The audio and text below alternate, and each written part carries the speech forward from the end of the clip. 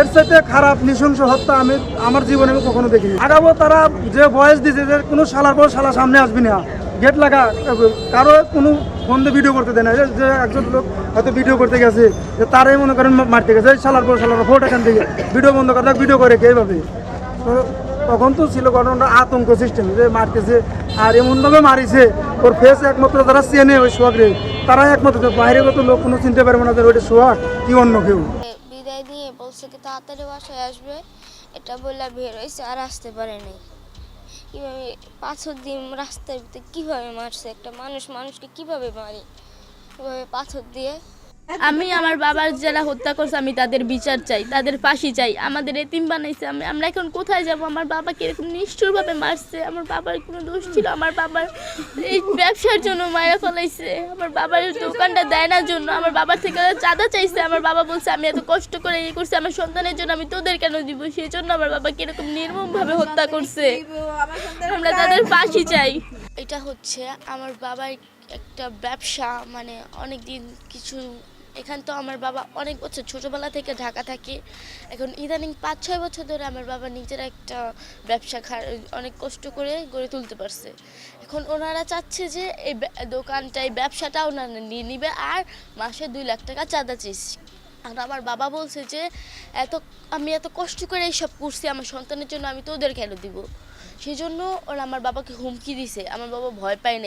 হওয়ার কথা ছিল না, সে অনেক ভালো লোক ছিল, মানুষের দয়ালু ছিল, সে অনেক ভালো লোক ছিল। তো সে তাকে যে নির্মমভাবে হত্যা করছে, মানুষের মতো মানুষের এইভাবে মানুষের টর্চারিং করে না, এটা জানোয়ারের চেয়েও টর্চারিং করছে বেশি। যে ওরা এটা জানোয়ার, যারা জানোয়ার তারাও এইভাবে করে না, একটা মানুষ এইভাবে ক্যাবে মারে। আমরা যেন বিচার পাই, সূক্ষ্ম বিচার পাই। এই ছেলেটা ওর মা নাই, বাপ নাই, ওই 2 বোন 1 ভাই। আমার এই ভাইটাই ছোট, আমাদের সবার আদরের ভাই এটা। আমার ভাই ব্যবসা করতেছে 5 থেকে 10 বছর ধরে। আমার বাইরে এই ব্যবসাটা নিয়ে অনেক করতেছে, হুমকি দিতেছে, দিতেছে। আমার বাইরে বলতেছে যে 2 লাখ টাকা মাসে চাঁদা দেব, আর এই ব্যবসাটা হেরা নিব হেরার আন্ডারে। আমার ভাই বলছে না, আমার অনেক কষ্ট, অনেক আমার ছেলে মেয়ের জন্য পরিশ্রমের অনেক, আমি এই ব্যবসা তোমাকে দেব না। 2 লাখ টাকা আমি কেন দিতে যাব চাঁদা? আমি অনেক কষ্ট করে আমি টাকা রুজি করি। তারা বলছে না, তোর চাঁদা দিতে হবে। তারপরে আমার ভাইয়ের দিচ্ছে না দেখে আমার ভাইয়ের দোকানে তালা লাগায় পরে আমার বাইরে একটা লোকে ডাক দিয়ে আনে তালা খুলবার জন্য। তখন আমার বাইরে তালা খোলার পরে আমার বাইরে এখান থেকে মারতে মারতে মিটফুট 3 নম্বর ঘেড়ে নিয়ে মাইরা তারপরে ছাইরা দেয়। তারপরে আমার ভাইয়ে আসতে পারে না, আমার ভাইয়ে অনেক কষ্ট করে উঠছে, উঠতে আসা। তারপরে হেন থেকে হেরা দৌড়াইয়া আবার গেটের ভিতরে নিয়ে আমার ভাইয়েরে পাথর দিয়ে আমার ভাইয়েরে নির্মমভাবে হত্যা করছে। আমার বাইরে চলঙ্গ কইরা বুকের উপরে পাড়া দিয়া যাতাম, বুকের উপরে অনেক অত্যাচার করছে। আমার ভাইয়ের হত্যার বিচার চাই, ফাঁসি চাই। আমার ভাইয়ের যারা এমন নির্মমভাবে হত্যা করছে, আমার ভাই আমার ছোট ছোট 2টা বাচ্চা এতেম করছে, তারা আমি হত্যার বিচার চাই, ফাঁসি চাই। বলো পাথর মারিয়ে মারছে মা প্রাণে, ওরে বাবার ছায়া শোক করছে রে। প্রথমে মামলা হচ্ছে যে বুধবার যখন এই ঘটনাটা ঘটে, আমরা সন্ধ্যার পরে এটা শুনতে পাওয়ার পরে আমরা রাত্রে 11:30টার দিকে রওনা দিই। তো 3:30টার মধ্যে আমরা ঢাকায় পৌঁছাই, কোতোয়ালি থানায় পৌঁছাই। পৌঁছানোর পর তখনও মামলা মামলা হয়নি। তো আমার মা যে আমার মামার যে ভিকটিম, মানে নিহত যে তার বড় বোন, তিনি বাদী হয়ে একটা মামলা করে। যে মামলাটা যখন লেখানোর পরে ওনারা ঠিকঠাক মতোই লেখার পরে 17, 18, 19 এই 3 নাম্বার আসামি ঠিক ছিল এবং সেটা আমাকে ওইখানের ওসি মনিরুজ্জামান মনির উনি আমাকে বলে কি তুমি এটা পড়ো। তো আমাকে বলতেছে, একটা কলম দিছে হাতে, বলছে যে তুমি যখন যেখানে মানে গ্যাপ যেটা লাগবে, এখানে তোমার একটা মনে হচ্ছে তথ্য লাগবে, তুমি নিজে থেকে এখানে লিখবে, তারপর আমরা সেটা সংশোধন করব। তো আমি ওটা কি করছি, আমি একটু এখানে চালাকি করছি যে আমি ওই কপিটারে আমার এই ফোনে ক্যাপচার করছি। তো করার পরে আমি এটা পড়ছি, পড়ার পরে তো এখানে বলছি, আমি এবার তাকে প্রশ্ন করছি যে ওই যখন আমার মামাকে মারা হয়েছে তখন তো অস্ত্র ছিল প্রত্যেকের হাতে এবং অস্ত্র দিয়েও আমার মামাকে আঘাত করা হয়েছে, সেটা কেন লিখলেন না আপনারা, এখানে কেন উল্লেখ করলেন না? তো বলছে যে ঠিক আছে আমরা আবার এটাকে আবার এটা করবো, মানে সংশোধন করার কথা বলার পরে আমি বলছি আচ্ছা ঠিক আছে তাহলে করেন। তো এটা কি করছে, ওনারা আগেই ওটা সংশোধন করে রাখছিল, মানে ওনাদের নিজেদের মতো। তো আমার মা যে প্রথম যে কপিটা ছিল ওইটা তার সিগনেচার দিতে হতো, যেহেতু বাদী সে, তো সিগনেচারটা ওইটা না নিয়ে এসে তারা যে নিজেদের মতো যে সাজানো হয়েছে, ওই 3টা আসামি মানে ওই যে 17, 18, 19 নাম্বার যে আসামি, প্রথম যে কপিটা ছিল ওটা ঠিকঠাক ছিল, দ্বিতীয়বার যেটা কপি করা হয়েছে, দ্বিতীয়বার যেটা রেডি করা হয়েছে, ওটা 3টা আসামির নাম কেটে দেওয়া হয়েছে এবং অন্য যারা এটার সাথে সম্পৃক্তই না তাদের নাম এটা জড়ানো হয়েছে। আর আমার মায়ের ওইখানে আমার মা না বুঝে ওখানে সিগনেচারটা করে এবং যারা মূল হোতা মানে মূল আসামি যারা এই ঘটনার সাথে যারা সম্পৃক্ত আছে একদম সরাসরি, তাদেরকে না দিয়ে যারা জানেই না কিছু তাদেরকে এটা দেওয়া হয়েছে। হ্যাঁ, এবং মামলাটা অনেক হালকা করানোর চেষ্টা হচ্ছে, এই জন্য আমার মা আজকে ঢাকায়, উনি বাদী এবং মামলা নিতে চাচ্ছিল না। পরে আমার মা বাদী, উনি আজকে সকালে ঢাকায় চলে গেছে এই মামলার কারণে, যে অনেক ঝামেলা করতেছে ওনারা, যে আপনার 54 মামলা হয়ে মানে হ্যাঁ 54 নাকি মামলা হয়ে যাবে, তো আসামি ছাড়া পেয়ে যাবে, চালান করে দিবে, আসামি ছাড়া পেয়ে যাবে, এই বিভিন্ন রকমের কথা শুরু করছে। মানে তারা মূলত আমি জানি না কি জন্য বলতেছে।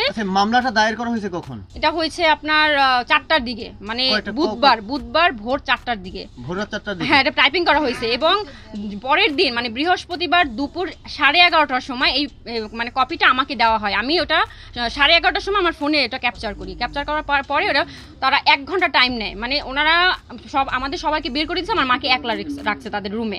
ওসি সাহেব যে মনিরুজ্জামান মনির, ওনার রুমে আরেকজন ঊর্ধ্বতন কর্মকর্তা ছিল, মানে ওনাদের বড় লেভেলের একজন ছিল, উনি আমার মাকে একলা রুমে রাখার পরে ওনারা আমার মাকে কি বলছে জানি না, কিন্তু আমার মা তো ভাবছে যে প্রথম তো আমি তো ওটা চেক করছি, আমার উপর ভরসা যে চেক করছি, আমিও তো ঠিকঠাক মতো চেক করছি।